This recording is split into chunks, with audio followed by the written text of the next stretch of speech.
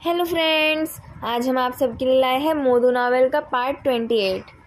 लुओवेंजो के पास एक private office है, पर शायद वो बिना बात करे नहीं रह सकता है, इसलिए उसके ऑफिस का दरवाज़ा कभी भी बंद नहीं होता है। खिड़की में जो पौधे हैं उनको देखकर पता चल रहा है कि उनका अच्छे से ध्यान रखा जाता है। डेस्क के ऊपर लुओवेंजो के वॉलेट और कीज़ ऐसे ही पड़े हैं। फेदू बैठकर इंतज़ार करता रहा, पर उस जगह का स्मेल उसे अच्छा नहीं लग रहा था। उसे लगा कि लुओवेंजो जल्दी नहीं आने वाला है। उसने एक मैसेज करा, क्या मैं आपको कैट को खाना खिला कर आऊँ? लुओवेंजो का घर ज़्यादा दूर नहीं था। घर पहुंचकर जैसे ही फेदू ने दरवाज़ा खोला, एक फर के गोले ने अपना सर निकाल दिया, पर फेदू को देखते ही वो काउच के नीचे जाकर छुप गया।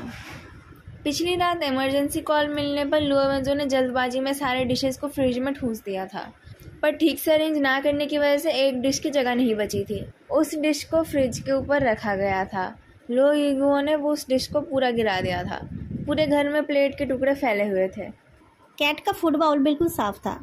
फेदू ने उसमें ड्राई कैट फूड डाल दिया और 2 कैन खोलकर उनको भी बाउल के पास रख दिया।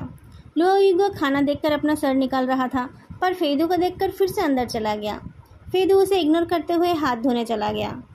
फिर एक झाड़ू लेकर वो बिखरा हुआ खाना साफ करने लगा, पर उससे घर और ज़्यादा गंदा होने लगा। फेदू ने कॉल करके क्लीनिंग कंपनी से सफाई वाला बुला लिया। तभी उसे अपने पैर के एड़ी में कुछ फील हुआ। फेदू ने मुड़कर देखा, लुओविगो खाना खाकर उसके पास आ गया है। वो फेदू के चारों ओर घूम घूम कर उसे सूंघने लगा। फेदू उसे देख रहा है, ये पता चलने पर लुओविगो 2 मीटर पीछे हो गया, पर थोड़ी देर में वो फिर से वापस आ गया। फेदू नीचे बैठकर अपनी 2 उंगलियां बढ़ाता है। पहले तो कैट भाग गया, पर फिर वो वापस आकर फेदू की उंगली में अपनी नाक घींचने लगा और फिर अपने सर को उसके हाथ में रब करने लगा। फेदू का हाथ स्टिफ हो गया। लुओविगो म्याऊं म्याऊं करते हुए पूंछ उठाकर घूमने लगा। फेदू फाइनली उसकी बॉडी को रब करने लगा। तुम मुझे भूल गए? फेदू ने पूछा। लुओविगो ने सर उठाकर देखा। उसका इंस्टिंक्ट उसे कह रहा था कि उसे फेदू से डरना चाहिए, पर इतने साल लुओवेंजो के घर रहकर वो बहुत कुछ भूल गया है। पर फेदू नहीं भूला। उसके हाथ में पसीना आ गया। वो दीवार पर ठेस लगाकर बैठ गया। लाइफ क्या है, ये जानने के लिए बायोलॉजी पढ़ने की ज़रूरत नहीं है। फेदू जल्दी से अपना फ़ोन और ईयरबड्स निकाल लेता है। वहीं जाना पहचाना सैड म्यूजिक उसके कान में बजने लगा। लाइफ क्या है? उस आदमी की आवाज़ उसके कानों में गूंजने लगी। उस आदमी ने उसके हाथों को पकड़कर उनमें एक छोटा एनिमल भर दिया था। वो कौन सा एनिमल था फेदू को याद नहीं। उसे सिर्फ ये याद है कि वो एक नरम और गर्म छोटे बॉल जैसा था।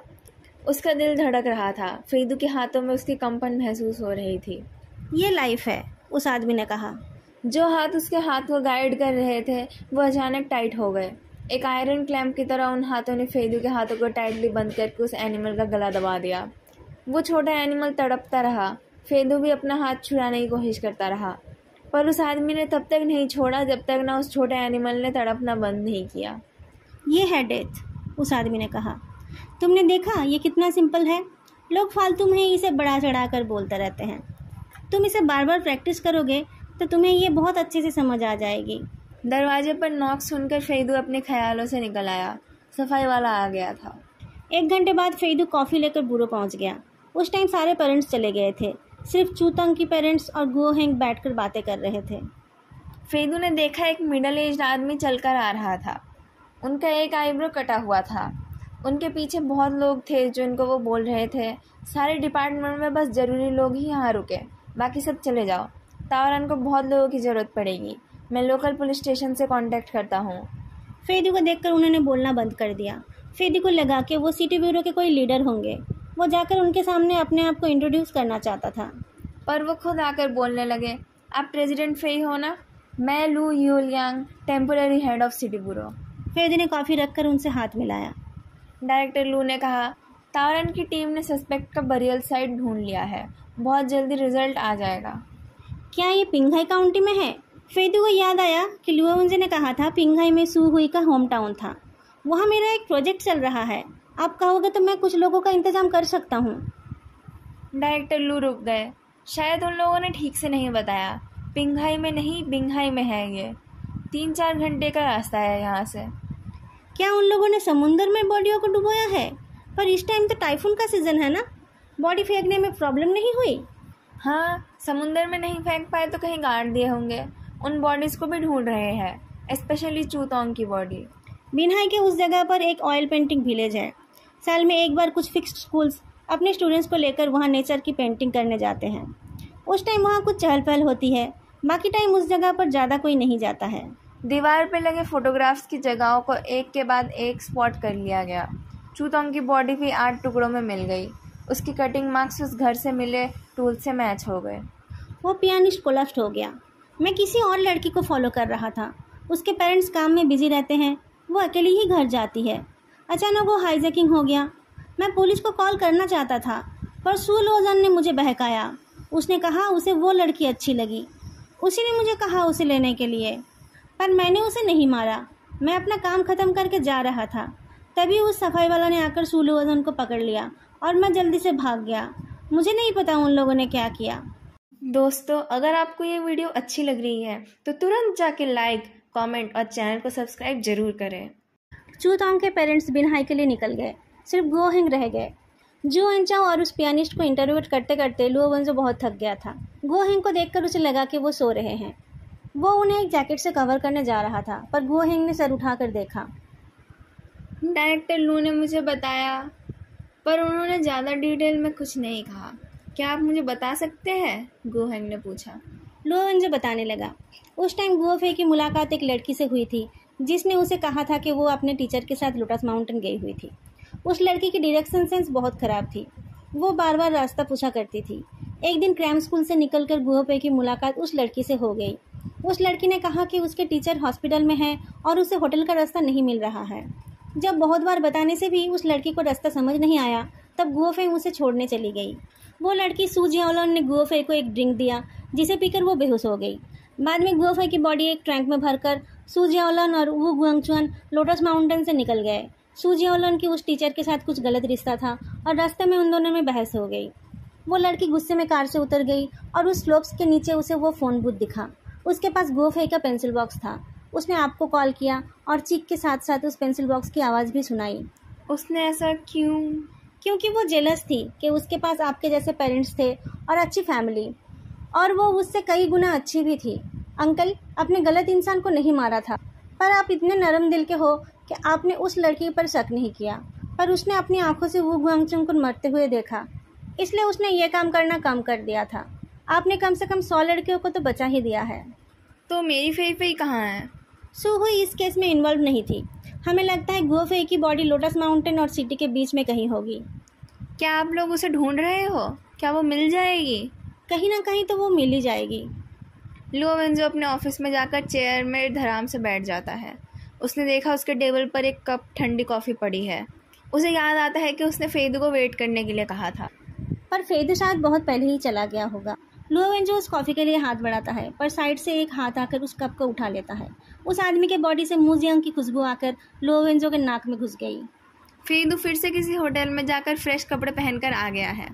उसने लुओ वेंजो के टेबल के ऊपर ब्रेकफास्ट और कॉफ़ी रखा तो लुओ वेंजो ने कहा, तुम्हें कुछ और काम नहीं है? घर ना जाकर तुम हर रोज़ होटल चले जाते हो। क्या वो होटल भी तुम्हारा ही है? आप ऐसा कह सकते हो। उस जगह का 60% ओनरशिप मेरा ही है, फेदू ने कहा। आप मुझे कुछ कहना चाहते थे। लुओ वेंजो ने थोड़ा कॉफ़ी पिया, पर उसे याद नहीं आया कि वो क्या कहना चाहता था। मैं कहना चाहता था, ऐसे ही कुछ बोलते बोलते लुओ वेंजो सो गया। उसके हाथ से कॉफ़ी का कप गिरने से पहले फेदू ने उसे पकड़ लिया। फिर उसने लुओ वेंजो के हाथ को ठीक तरीके से रख दिया। लुओ वेंजो बहुत फीका सा लग रहा था। उसके आईलिड्स में 3 लेयर्स दिख रहे थे और उसने दाढ़ी भी शेव नहीं किया था। लगातार 48 आवर्स काम करके वो देखने में एक खड़ूस अंकल जैसा ही लग रहा था, पर सो जाने की वजह से वो और प्राउड और एरोगेंट नहीं लग रहा था। फेदू अपनी 2 उंगलियों से उसका चेहरा उठाकर ऐसे देखता है जैसे कि वो किसी एंटीक पीस को चेक कर रहा हो। कुछ देर बाद वो सीधा हो जाता है और लुओ वेंजो के गुड लुक्स को मान लेता है। लैंग चाओ अपनी बॉडी को खींचते हुए अंदर आ रही थी। उसे लग रहा था कि वो रास्ते पर ही सो जाएगी, पर जब आंख उठाकर उसने ये नज़ारा देखा तब उसकी नींद गायब हो गई। उसे लगा उसने जितने भी डोमिनरिंग डायरेक्टर जनरल वाले पोर्नोग्राफिक नॉवेल्स पढ़ी है वो सब उसके आंखों के सामने से जा रही है। वो वहीं पर एक डेड बॉडी की तरह खड़ी रह गई। पर उस इविल इंटेंशन वाले डोमिनियरिंग डायरेक्टर जनरल अपनी हरकतों से बिल्कुल भी शर्मिंदा नहीं था। उसने ब्लिंक करके एक स्माइल करी और टेबल के ऊपर रखे खाने की तरफ इशारा किया। फिर उसने वो कॉफ़ी कप उठा लिया जिससे अभी लुओ वेंजो पी रहा था। कॉफ़ी पीते हुए वो वहाँ से निकल गया। तावरन भी और आंखें खोलकर नहीं रख पा रहा था। किसी और ने उसकी जगह ले ली तो वो एक कार के अंदर सोने के लिए चला गया। तभी चैंगनिंग ने चेन चेन के साथ अपनी एक सेल्फी भेजकर मैसेज किया, पर तावरन उस मैसेज का जवाब देने से पहले ही सो गया। फेदू ऑफिस आवर शुरू होने से पहले ही ऑफिस पहुंच गया और उसने कुछ ज़रूरी डॉक्यूमेंट्स को साइन कर दिया। जिस ऑफिस पर वो बैठा था वो उसके पापा का ऑफिस हुआ करता था। वो ऑफिस महंगी चीज़ों से सजाया हुआ था। वहाँ पर कुछ रेयर पुरानी बुक्स, कीमती घड़ियाँ, पुराने अस्त्र शस्त्र, पुरानी करेंसी और भी बहुत सारी कीमती चीज़ों का भंडार है। फेदू ने एक कैबिनेट का लॉक खोलकर एक फ़ाइल निकाला। वो गुआंगयाओ फंड के साथ एक कोलैबोरेशन की फ़ाइल थी। जब उसके पापा पावर पर थे तब उन्होंने इस फंड के साथ एक कोलैबोरेशन किया था और वो उस फंड में फिक्स्ड कंट्रीब्यूशन किया करते थे। वो कॉन्ट्रैक्ट एक्सपायर हो गया है, पर उन लोगों ने कॉन्ट्रैक्ट रिन्यू करने के लिए कॉन्टैक्ट नहीं किया है। उन पेपर्स के नीचे एक प्रोजेक्ट प्लान है, Binhai marine resources recreational holy land, making a Chinese Maldives. Fedu के पापा ने इस प्रोजेक्ट को रिफ्यूज़ कर दिया था, ये कहकर कि उसमें इन्वेस्टमेंट बहुत ज़्यादा होगा पर उस हिसाब से प्रॉफिट नहीं हो पाएगा। बिनहाई, फेदू सोचने लगा। बॉडी डंप करने के 3 प्रिंसिपल्स हैं। पहला, वो जगह बिल्कुल सेफ होनी चाहिए, बाहर का कोई आकर वहाँ खुदाई नहीं करेगा।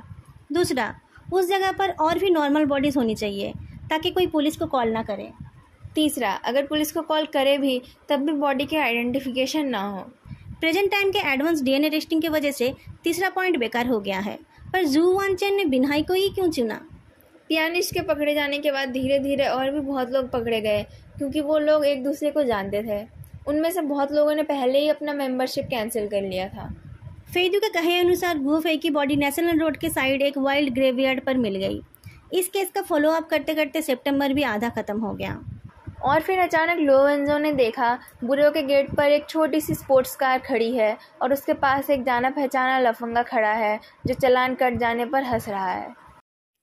अगर आप लोगों को आज का ये पार्ट अच्छा लगा हो तो लाइक, कमेंट और चैनल को सब्सक्राइब करना मत भूलना। फिर मिलेंगे अगली वीडियो में, तब तक के लिए बाय।